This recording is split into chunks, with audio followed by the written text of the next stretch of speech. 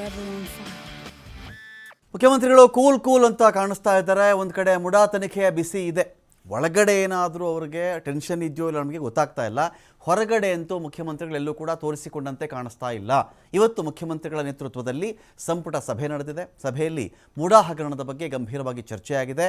ಮುಂದಿನ ಕಾನೂನು ಹೋರಾಟ ಯಾವ ಥರ ಇರಬೇಕು ಅಂತ ಹೇಳಿ ನಿರ್ಧಾರವನ್ನು ಮಾಡಲಾಗಿದೆ. ಹೈಕೋರ್ಟ್ನ ಡಬಲ್ ಬೆಂಚ್ ವಿಭಾಗೀಯ ಪೀಠ ಇದಕ್ಕೆ ಹೋಗಬಹುದಾ? ಅಲ್ಲಿ ಕೂಡ ನಾವು ಇದನ್ನು ಈ ಒಂದು ತೀರ್ಪಿನ ಪರಾಮರ್ಶೆಗೆ ಒಂದು ಅರ್ಜಿಯನ್ನು ಹಾಕ್ಕೊಳ್ಬಹುದಾ, ಅಥವಾ ಹೈಕೋರ್ಟ್ ಬಿಟ್ಟುಬಿಟ್ಟು ಸುಪ್ರೀಂ ಕೋರ್ಟ್ಗೆ ಹೋಗ್ಬಿಡೋಣವಾ ಎನ್ನುವ ಬಗ್ಗೆ ಕೂಡ ಚರ್ಚೆ ನಡೆದಿದೆ. ಈಗಾಗಲೇ ಕಾನೂನು ತಜ್ಞರ ಸಲಹೆಯನ್ನು ಕೂಡ ಮುಖ್ಯಮಂತ್ರಿಗಳು ಪಡ್ಕೊಂಡಿದ್ದಾರೆ. ಸಂಪುಟ ಸಭೆಯಲ್ಲಿಯೂ ಬೇರೆ ಬೇರೆ ಸಚಿವರು ಏನು ಹೇಳ್ತಾರೆ, ಅವರ ಕಾನೂನು ತಿಳುವಳಿಕೆ, ಅವರ ಸಲಹೆಗಳು ಯಾವ ಥರ ಇರುತ್ತೆ ಅಂತ ಕೂಡ ಮುಖ್ಯಮಂತ್ರಿಗಳು ಅಭಿಪ್ರಾಯವನ್ನು ಸಂಗ್ರಹ ಮಾಡಿದ್ದಾರೆ. ಪ್ರತಿಭಟನೆ ಮಾಡುತ್ತಿರುವ ಪ್ರತಿಪಕ್ಷಗಳಿಗೆ ಸರಿಯಾಗಿ ಟಕ್ಕರ್ ಕೊಡಬೇಕು ಅಂತ ಸೂಚನೆ ಕೂಡ ಇವತ್ತಿನ ಕ್ಯಾಬಿನೆಟ್ ಮೀಟಿಂಗಲ್ಲಿ ಹೋಗಿದೆ. ಇದೇ ವೇಳೆ ಮೈತ್ರಿ ನಾಯಕರಿಗೆ ಯಾವ ತರಹದಲ್ಲಿ ಕಗ್ಗಂಟು ಮಾಡಬೇಕು, ಅವ್ರನ್ನ ನಾವು ಯಾವ ಥರ ಸಿಕ್ಕಾಕ್ಸೋದು ಅಂತ ಕೂಡ ಒಂದು ಚರ್ಚೆ ನಡೆದಿದೆ.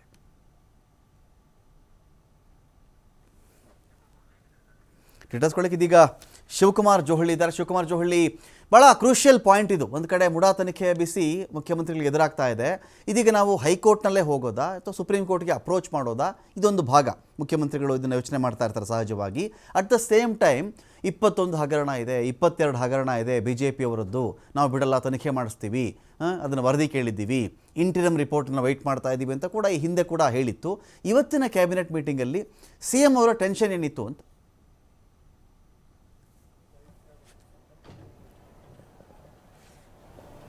ರಮಕಾಂತ್, ಮುಖ್ಯಮಂತ್ರಿಗಳ ನೇತೃತ್ವದಲ್ಲಿ ರಾಜ್ಯ ಸಚಿವ ಸಂಪುಟ ಸಭೆ ನಡೀತಾ ಇದೆ.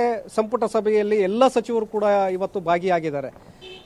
ಈಗಾಗಲೇ ಹೈಕೋರ್ಟ್ ಮೂಡಾ ಪ್ರಕರಣದಲ್ಲಿ ಕೊಟ್ಟಂತಹ ತೀರ್ಪು, ಜನಪ್ರತಿನಿಧಿಗಳ ನ್ಯಾಯಾಲಯ ಕೊಟ್ಟಂತಹ ತೀರ್ಪು, ಈ ವಿಚಾರದ ಬಗ್ಗೆ ಕೂಡ ಗಂಭೀರವಾಗಿ ಚರ್ಚೆ ಆಗ್ತಾ ಇದೆ. ಯಾಕೆಂದರೆ ಸಚಿವರು ಈ ವಿಚಾರದಲ್ಲಿ BJP ಮತ್ತು JDS ಏನು ಪ್ರತಿಭಟನೆಗಳನ್ನು ಮಾಡೋದಕ್ಕೆ ಈಗ ಮುಂದಾಗಿದ್ದಾರೆ. ನಿರಂತರವಾಗಿ ಪ್ರತಿಭಟನೆಗಳನ್ನು ಮಾಡ್ತಾ ಇದ್ದಾರೆ. ಇದನ್ನು ಯಾವ ರೀತಿಯಾಗಿ ನಾವು ಎದುರಿಸಬೇಕು ಮತ್ತು ಎಲ್ಲರೂ ಕೂಡ ಒಟ್ಟಾಗಿ ಅವರನ್ನು ಫೇಸ್ ಮಾಡಬೇಕು ಅನ್ನುವಂಥ ನಿಟ್ಟಿನಲ್ಲಿ ಚರ್ಚೆ ಶುರುವಾಗಿದೆ. ಜೊತೆಗೆ ಇದರಲ್ಲಿ ನಾವು ಈಗ ಹೈಕೋರ್ಟ್ನ ದ್ವಿಸದಸ್ಯ ಪೀಠಕ್ಕೆ ನಾವು ಮೇಲ್ಮನವಿಯನ್ನು ಸಲ್ಲಿಸಬೇಕಾ ಅಥವಾ ಸುಪ್ರೀಂ ಕೋರ್ಟ್ಗೆ ನಾವು ಮೇಲ್ಮನವಿಯನ್ನು ಸಲ್ಲಿಸಬೇಕಾ ಅನ್ನುವಂಥ ಚರ್ಚೆ ಕೂಡ ನಡೀತಾ ಇದೆ.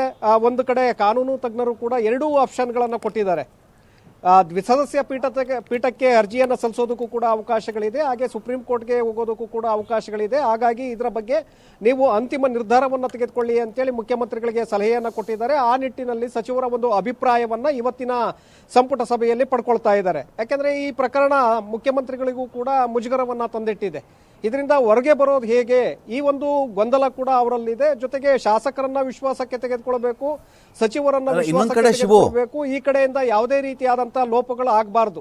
ಅಂದ್ರೆ ಈಗ ಇನ್ನೊಂದು ಕಡೆ ಏನಾಗುತ್ತೆ ಅಂತ ಹೇಳಿದ್ರೆ, ಕೆಲವರು ಹೇಳ್ತಾರೆ ಈಗ ಇಲ್ಲಿ ಲೋಕಾಯುಕ್ತ ಕರ್ನಾಟಕದ್ದೇ ಇದೆ ಅಥವಾ ಹೈಕೋರ್ಟು ಅಂತ ಬಂದಾಗ, ಜನಪ್ರತಿನಿಧಿಗಳ ನ್ಯಾಯಾಲಯ ಅಂತ ಬಂದಾಗ ಇವರೇನೋ ಇಲ್ಲಿ ಲೋಕಾಯುಕ್ತಕ್ಕೆ ರೆಫರ್ ಮಾಡ್ತಾ ಇದ್ದಾರೆ.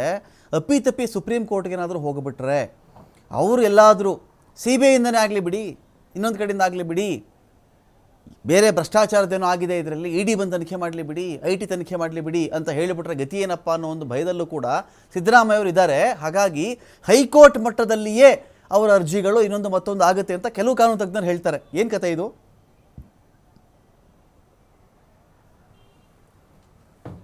ರಮಕಾಂತ್, ಈಗ ಎರಡೂ ಆಪ್ಷನ್ಗಳಿದೆ ಮುಖ್ಯಮಂತ್ರಿಗಳ ಅವರ ಮುಂದೆ.